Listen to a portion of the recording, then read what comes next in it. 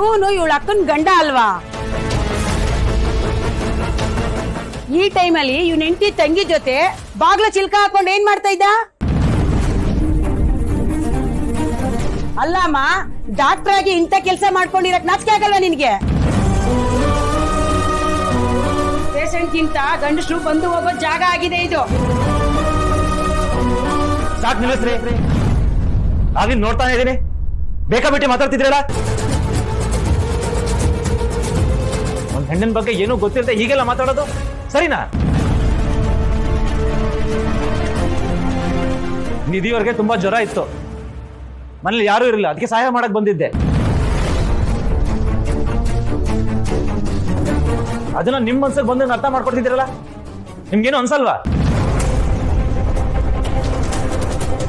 ಅದು ಅಲ್ಲದೆ ಇವ್ರ ಬಗ್ಗೆ, ಇವ್ರ ವ್ಯಕ್ತಿತ್ವದ ಬಗ್ಗೆ ಏನ್ ಗೊತ್ತಿದೆ ನಿಮ್ಗೆ?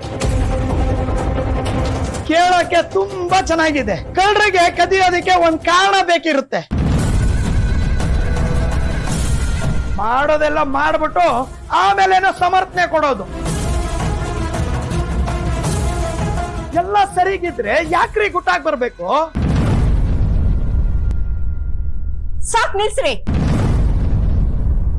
ಏನ್ರಿ ಗುಟ್ಟಾಗ್ ಬರೋದು? ಅವ್ನು ಇಲ್ಲಿರೋದು ನಮ್ಗೆ ಗೊತ್ತಿದೆ. ಮರ್ಯಾದೆ ಬಗ್ಗೆ ಮಾತಾಡ್ತಿದ್ದೀರಲ್ಲ, ನಿಮ್ ಮರ್ಯಾದೆ ಏನು ಅಂತ ನಾವು ತೋರ್ಸ್ಕೊಟ್ಬಿಟ್ರೆ? ಅಲ್ರಿ, ಬೇರೆ ಮನೆ ಹೆಣ್ಮಕ್ಳ ಬಗ್ಗೆ ಈ ರೀತಿ ಎಲ್ಲ ಮಾತಾಡ್ತಿರಲ್ಲ, ನಿಮ್ ಮನೇಲಿ ಹೆಣ್ಮಕ್ಳೇ ಇಲ್ವಾ? ಅದು ಇರೋದನ್ನ ಏನ್ರಿ ಇರೋದು? ವಿಷ ಆಡೋ ಕೆಲಸ ಮಾಡ್ತಾ ಇದ್ದೀರಾ ನೀವು.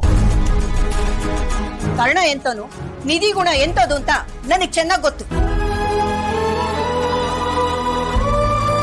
ಹೊರಗಿನವ್ರು ಬಂದು ಬಾಯಿ ಬಂದಂಗ್ ಮಾತಾಡಿದ್ರೆ ನಾನ್ ಸುಮ್ಮನಿರಲ್ಲ. ಅಲ್ರಿ, ಯಾವಾಗ್ಲೂ ನೀವು ಬೇರೆಯವ್ರ ಮನೆ ಗೇಟ್ ನೋಡ್ಕೊಂಡೇ ಕೂತಿರ್ತೀರಾ, ಯಾರು ಬರ್ತಾರೆ ಯಾರು ಹೋಗ್ತಾರೆ ಅಂತ. ಛೀ, ನಿಮ್ ಕೊಳಕು ಮನ್ಸಿಗೆ ಎಂಟರ್ಟೈನ್ಮೆಂಟ್ ಬೇಕು ಅಂತ ಬೇರೆಯವ್ರ ಹೆಸರನ್ನ ಹಾಳು ಮಾಡಕ್ ನೋಡ್ಬೇಡಿ. ಮೊದ್ಲು ಇಲ್ಲಿಂದ ಹೊರಟೋಗಿ, ಗೆಟ್ ಲಾಸ್ಟ್. ಅಯ್ಯ ನಡೀರಿ, ಇವ್ರಿಗೆ ತಲೆ ಬಿಸಿಲ್ದಿದ್ಮೇಲೆ ನಾವೇನ್ ಮಾಡೋದು? ನಡೀರಿ.